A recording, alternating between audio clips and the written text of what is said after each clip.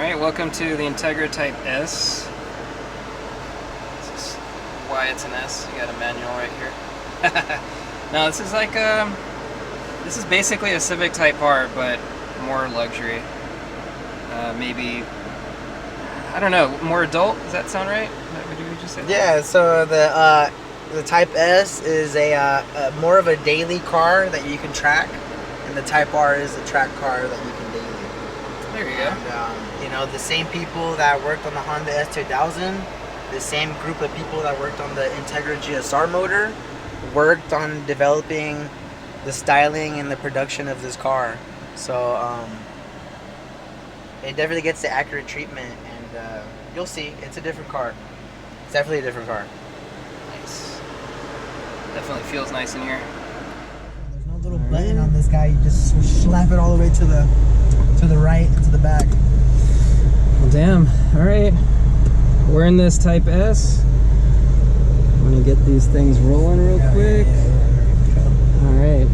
Don't mind the thing on my head. I'm trying to get as many angles as I can.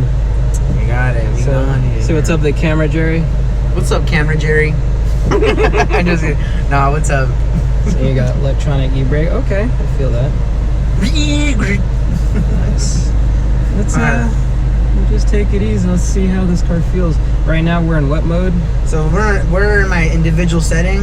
Individual. But you know, it wouldn't hurt, dude. I would say go from comfort and work your way up. Okay. How do I do that? Go all the way down to your dynamic switch. Okay. There you go. Let's see comfort, just for kicks, because we're here driving this car. Alright, driving this for the first time. Let me just feel out. Okay. Got a softer clutch. Yeah, it is. Good. Typical Honda shifter feel, but it feels good. Like you can actually feel the engagement.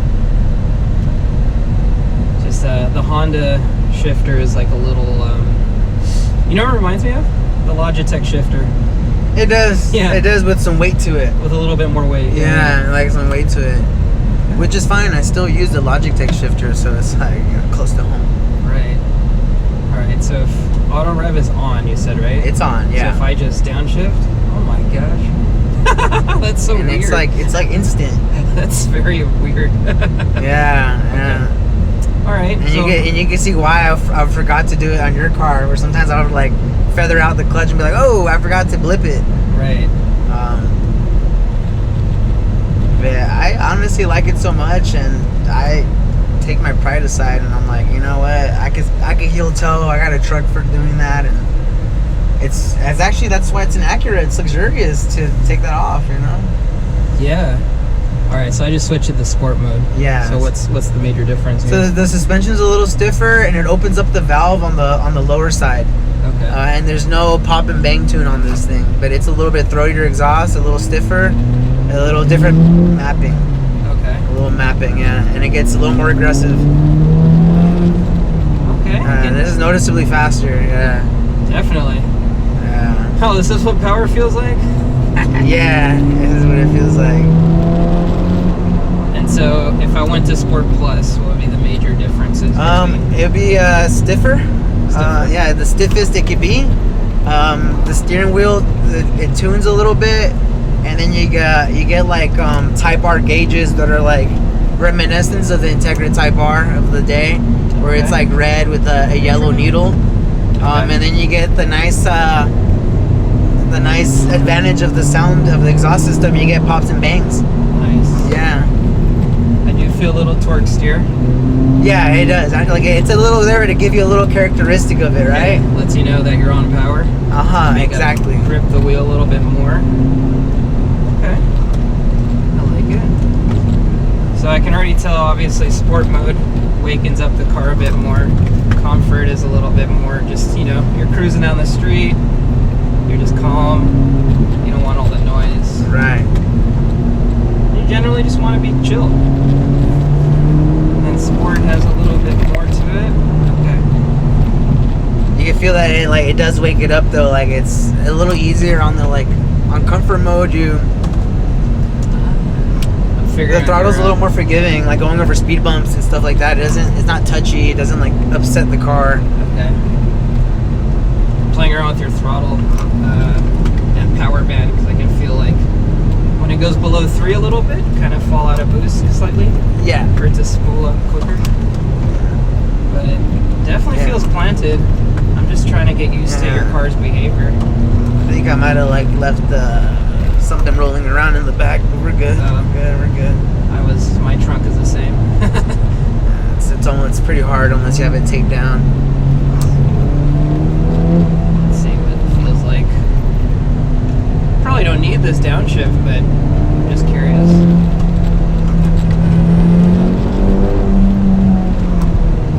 A lot of the times I can't even reach it to the red line, you know? Like, there's a corner. That makes sense, right?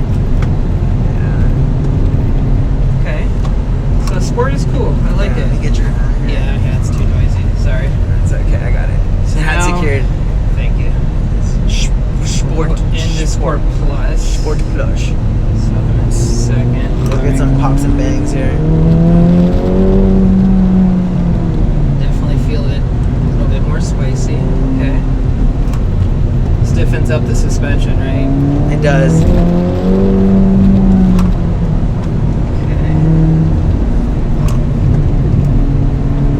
Feeling out that grip. Oh yeah, I can feel it's a little more planted. Oh, nice. You can really feel how much grip this car has. Right. Okay. So, like I told you, the auto rev match, it helps you just focus on your brake points if you have to. Right. Right? Instead of... Now I'm having to like... Or a new driver might freak out on a heel toe situation. Right. You know, where they're like, just shift it and brake. I have to actively tell myself, okay, let the car blip instead of heel toe, which is a different approach. But Yeah, and just like, you take a day or two to adjust, but I mean, luckily I drive the F-250 and it you know, you get to like heel toe it pretty nice right. on that one. So I still get my practice with it, but I just allow myself to just take advantage of the auto rev. You know, it's just if it has it, why not? You know, I don't gotta prove it to anybody out there. I got it. Right. Yeah.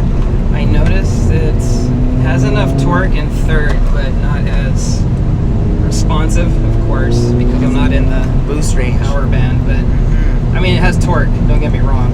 It's torquey no matter what, more than my car. But you really feel it like the surge hit at around 4. That's what it is. I'm like falling in and out of the surge. Yeah, You can feel it. Like now I'm on it, then it surges, but then there's a turn. Yeah, and there's you know there's Honda tuning and things like that. But I mean that's just the characteristics of a overly boosted 4-cylinder engine, you know. Right. Man, this thing has grip.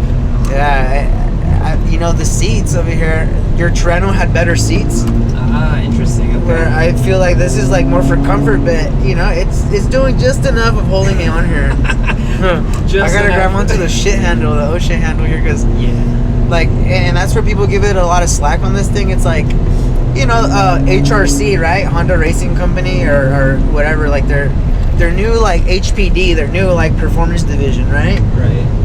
They have a prototype Integra, and they have some carbon Recaros in that car, and I feel like if they ever release those parts, getting those Recaros on this car would be sick. That would be sick. Yeah, because just... Man, this thing just grips. It does.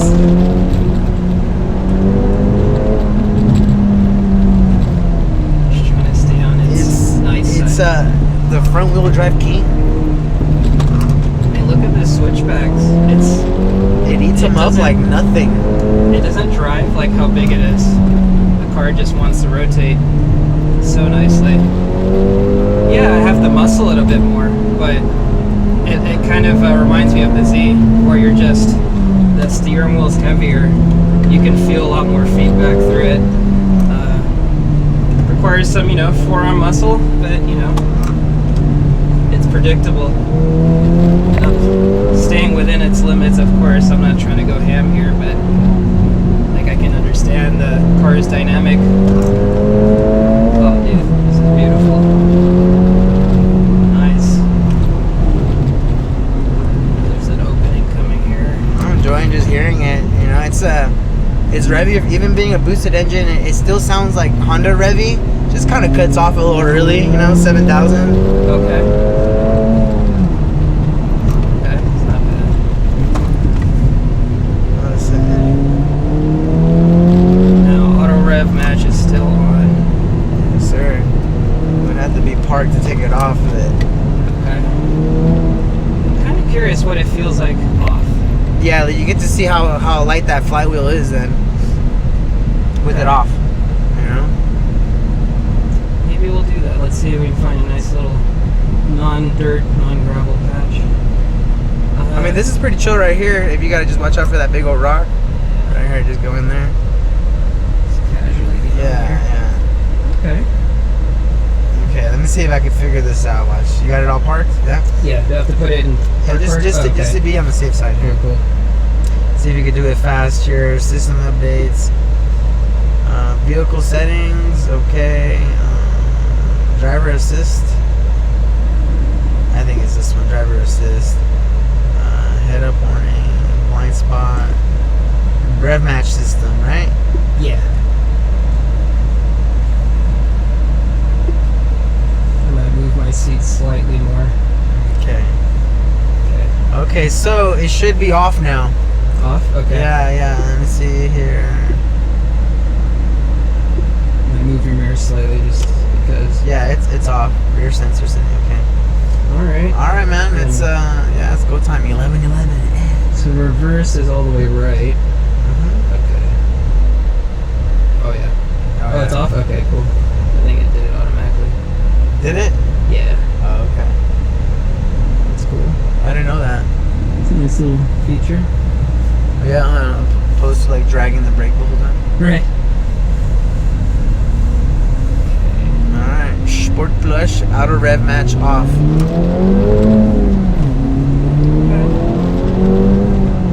See if I can get a scenario where I need to lick the gas here. Alright, first attempt at heel toe. Okay. Okay. It's not so bad. I just have to figure it out. Here, let me get a little more adjusted until it gets the technique down. Yeah, it's a little. The rev match system, it shows you that it's a good one. It is.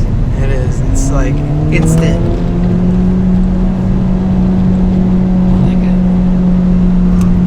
With the nice. auto rev match system, if you money shift before you let go of the clutch, it will auto rev. So you gotta be really careful.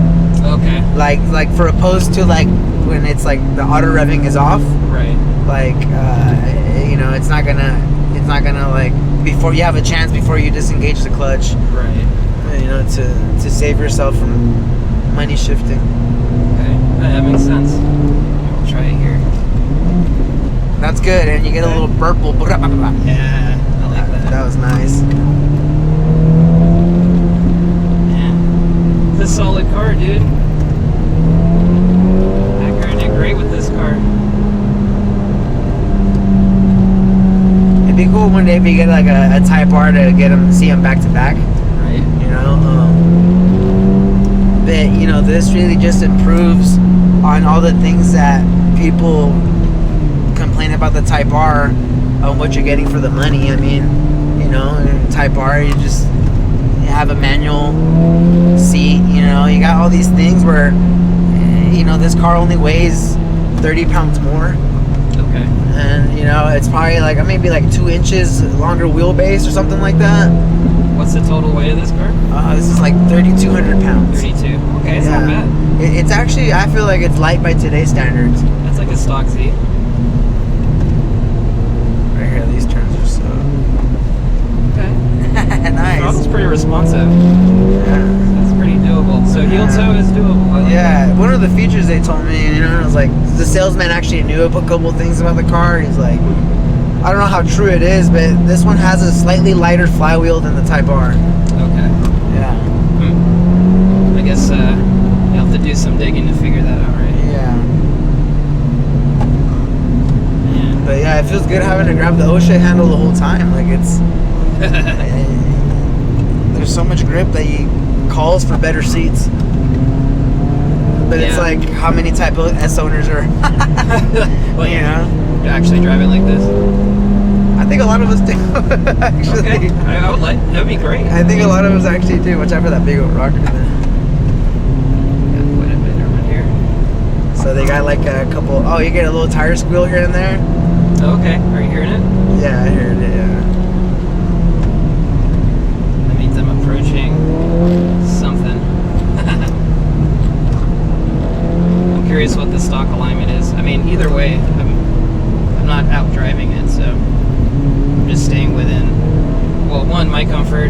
Two, I haven't driven this car before, so I'm not trying to send it. Yeah, and then you build confidence over like a day or two or a couple sessions, you know? Yeah.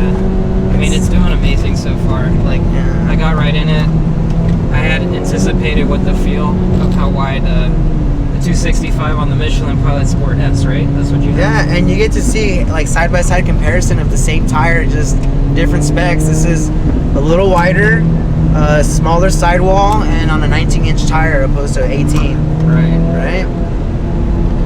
And so, Man, this car's beautiful, dude.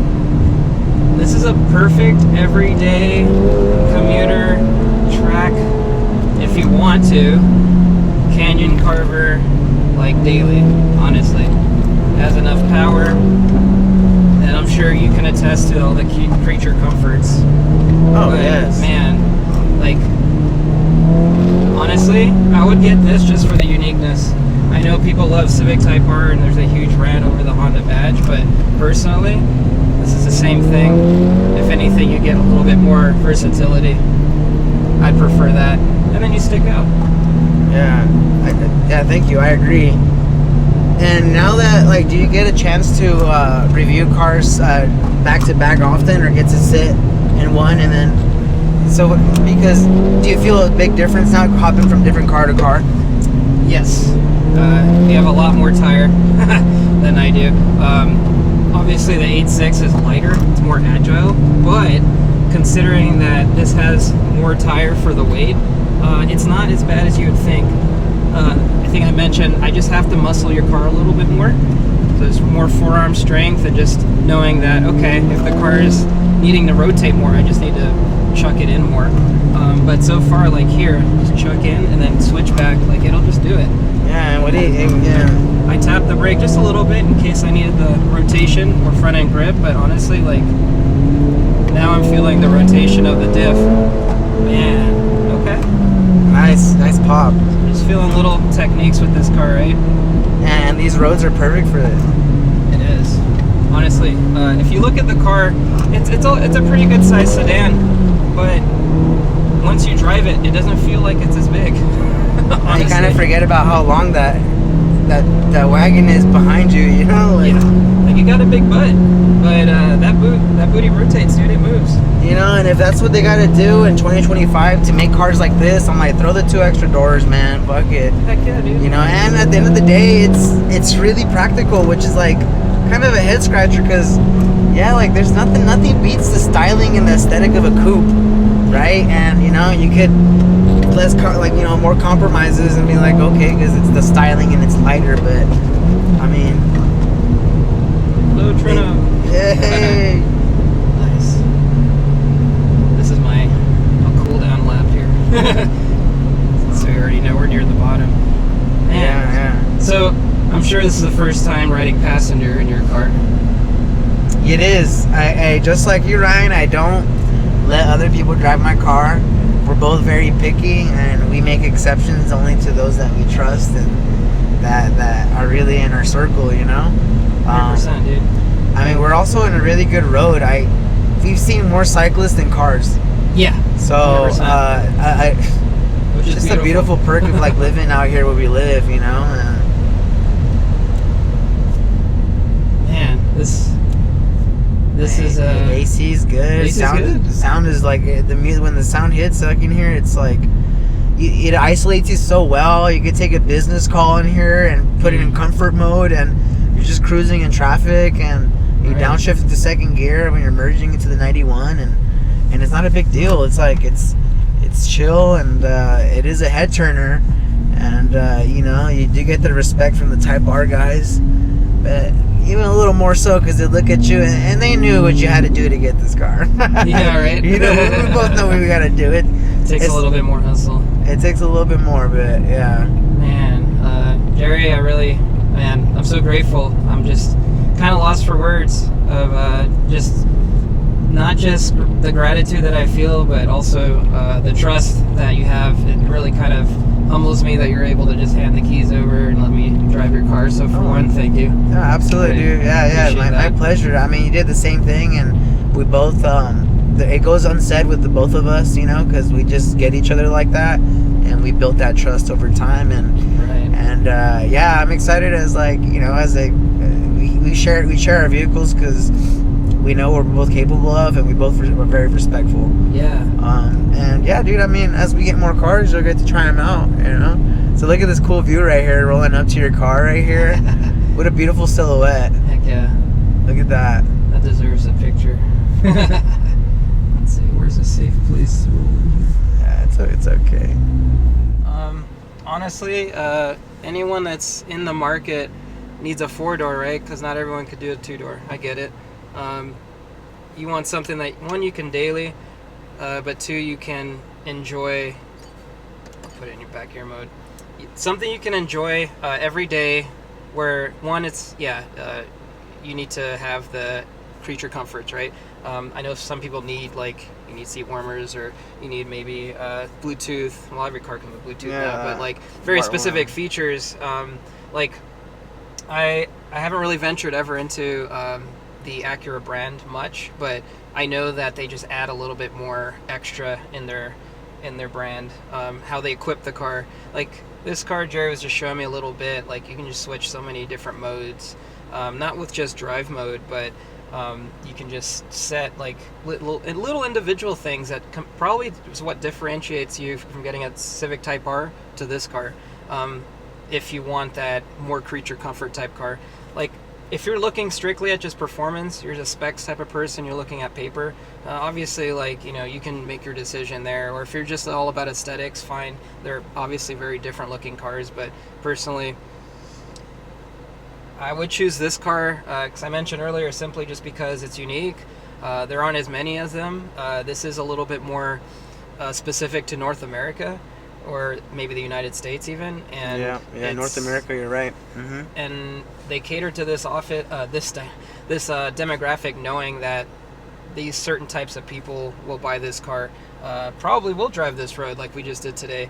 They're going to commute to the office. Maybe they will get groceries in it. Maybe they have to throw their kids in the back. Like all these things, the hatch, it's a hatchback. Like this is a true hatchback, being a 4-door, and you can still stuff a lot of stuff in here. I got a baby on the way, so we're gonna put him back here. Yeah, that's why I got this car. His family's expanding, and you got all this rear seat space. And do those seats fold down? I mean, yeah, they do. Sure they do. They do. Yeah, you can put 4 track tires in here and go to the track. There you go. Yeah, it's you could take this to the track and you could drive it back home. Honestly, like, as far as power delivery, because, like, that was my focus of today, obviously. I didn't do the everyday stuff, but it delivers power very nicely. You can feel, like, the power surge, like, between 3 and 4, I think you were saying. As you're driving, I can feel it, like, build up and then full boost after 4, straight to red line. It's not, like, overwhelming to where it just keeps on pulling crazy and you have to worry about tire traction. It just hooks. These are wide tires, or 265s on Michelin Pilot Sport 4S's, but it is very, I don't know if it's a flat power curve. It just feels like it just keeps pulling, but steadily. Like, it's not overwhelming. So no matter what point of the RPM, past 3, like, you're going to have the same power delivery. And for the most part, honestly, like, I went downhill. I just stayed in 3rd gear. That was plenty. Going uphill, maybe if you just want a little more oomph, 2nd gear, but honestly, like, you can do 3rd gear. Just remember, when you fall into that 3 to 4K range, that's the only thing I was just playing around with, seeing how it fell out of boost just a little bit. But honestly, it's for the average person that isn't pushing their car, that's more than enough power. But I'm also, like, I'm coming from a car that you have to rev the hell out of all the time to go. But even just comparing the two, like, you can stay in 3rd gear, honestly, most of the time. 2nd gear is kind of short. All these gears are short, which is kind of cool. This car is very peppy. And I'm sure, like, I haven't really ridden with Jerry in this scenario, so it's the first time I'm driving it. I'm sure it's the first time you're in this. First time I'm a passenger situation. In my own car is weird. First time passing your own car. So it's Yeah, It's a lot to take in, but it's honestly it's a solid front wheel drive, 4-door like I would say this is a medium sized sedan. This is a good size. yeah. And it doesn't feel like it when you drive it spiritedly. I think the only thing in the market, if you're looking for a sedan with a good stick shift Yeah. and decent power, you're gonna probably look into like an M car, Yeah. and you're gonna have to get a little more money into it. Yeah. And not that this is cheap either. I mean, that's the thing. You could either go there's markups. Smallest markup there's gonna be on a Type R. It's gonna be at least $5,000, and at that point with accessories and everything, for it's not a cheap car. It's like for $60,000. There's a lot of options out there, and it is an enthusiast car, and people give it a lot of crap because it's so expensive for it to be front wheel drive. But now that you got to drive it, do you think that What is MSRP? the MSRP on this is 53? Okay. There's some little dealer add-ons that you can't really negotiate, but keep in mind they wanted a 10 over MSRP, which is like they were smoking crack. But I got them down to it, and I got it out the door at 60. Okay. Yeah. So now you're falling into Supra range, right? You can probably have some BMWs and other luxury, or I should say premium brands. Now this is a premium car. You do have luxury features, and then it comes down to like, what are you looking for? Honestly, if you can argue like, well, I want to go with BMW because you get a lot more power. I was like, honestly, most of you people driving out there can't sustain and handle the power. Let's just be honest. Like, as soon as you get on it on one of these turns, you're ending up in a wall. You can't use all the power. You just can't. And quite honestly, like, even though this is front wheel drive, this was meant for this scenario. Most people I think they underrate front wheel drive a lot, dude. Like, it's all about how you drive it. Like, in a rear wheel drive car that's front engine like my 8.6, I can rotate into a turn, but I can't do it with throttle. I have to wait till I'm basically at the apex or ready to come out of the turn, then I can roll on the gas and then come out with speed. Where this car, dude, it can dive right into the turn faster than my car, and then I can take any different line because it just pulls you through the turn. And because of its stability, the amount of grip that it has, and its power delivery, it's fast. It's fast enough, but it's not overwhelming the tires. So you have enough power to where you can go fast and maybe even clench your own butt through these turns. And some of these other high-powered cars, you can't go flat on the gas ever, unless you're driving with your traction and stability on. But for me, I don't drive cars with traction and stability on. I like to feel its raw nature. So even with his traction and stability off, did it feel like it was off? No, because you weren't really pushing this car to where it needs to. You could. There's plenty more on the. I want to say maybe we were like at 5/10. Yeah, I left room on the table. Maybe even 6, but yeah. And then honestly, like, obviously it's not my car, but for a lot of these turns, they are tight, and there's like wide sweepers and some areas, but just a lot of momentum carrying through the turn, a lot of switchbacks. This handled its own, and there is some moments where I think you mentioned we probably heard some tire squeal, right? Just a little bit. That, or it might have been some things moving around back there, okay. or buzzing, because the quality of there's some little buzziness and creaks that the car does have sometimes. Right. So I wasn't sure. Don't quote me on that. All right, well. Because I was like, usually when I do hear this, yeah, there is. Because usually when I do hear the tire squeal, it's from the front, obviously. Okay. And it's very distinct pitch, and I'm like, I didn't hear it. I didn't hear squeal. What I did feel was on the switchbacks, there were some moments where I can feel like the tire is starting to scrub, and I'm like, okay, I'm approaching some sort of like limitation of the tire, but that's just natural because I'm 1, the front wheels are driving you. 2, it's steering you. 3, we're going downhill. So now the weight is on the front, so it's doing a lot of work. But even considering it's doing all that work, this car held its own. When you really think about all the stuff that it's doing all in one time, like, yeah, it's a lot. And putting the power down, and turning, and braking, like all in the front package, like. And that's the thing. It's like, yeah, like going back to the point of like the value for the money. It's like you're getting something that like it just doesn't exist anymore. Yeah. In this modern age, and it won't. And it's still connected. Like you said, you could get a Supra, you could get a BMW, but and speaking of Supra, you got one right here and a BMW. There you go. Just driving by right now. And what people say, BMW guys, they love their power, but they're so disconnected from their It's just basically more or less where you want the car to point, but you don't really feel anything. Yeah. And it's like I'm not chasing power; I'm chasing a car spirit. Yeah. And this is such a it's such a like it's almost like the Hatari Hanzo blade and Kill Bill. Like they this guy's about to retire in this era, and the new Honda guys that are after this generation, it's all electrified stuff, and this is your last time to get a samurai sword, pretty much. And that's what this car is. It's a master. It's like I would say it's a masterpiece because it does so many things well.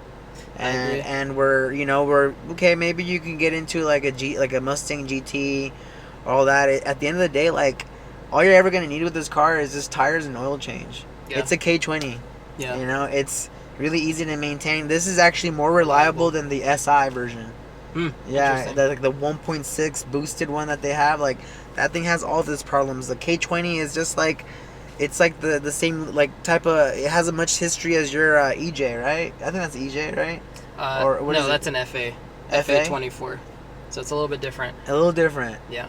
But it kind of spins off of like an EJ a little bit, right? It's still a boxer engine. Still a boxer, right? They just geared it towards high revving and natural aspirated.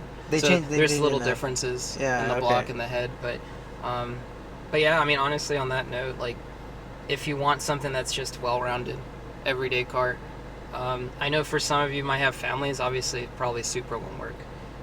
Maybe you can get some four-door BMWs, but at the same time, you're getting BMW maintenance. If you're leasing it and you're gonna get outside of the warranty ever, then or not get outside of the warranty, you don't have to worry about it. Then once you fall outside of warranty or outside the mileage, once you reach, what is that, the 60,000 mile mark or something, then that's where the cars get a little funky. And that's a reason why they limit the warranty right there, because they know they're expecting problems.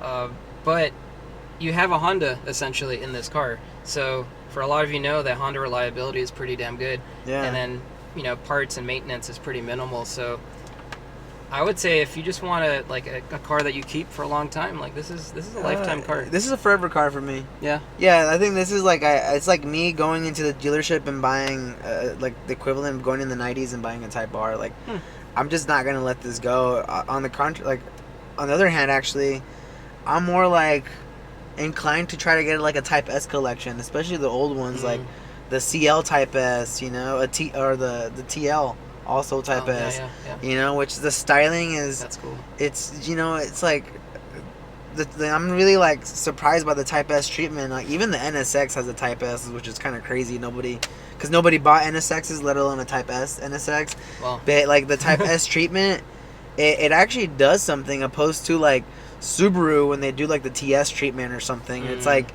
what did you really even do besides badges? Like, no, everything in here is beefed up compared to like the base Integra or SI, right? Yeah. I mean, I think even the transmissions, the different internals based on the other 6-speed. Okay. Yeah. I mean, it drove well. It feels great. It's comfortable.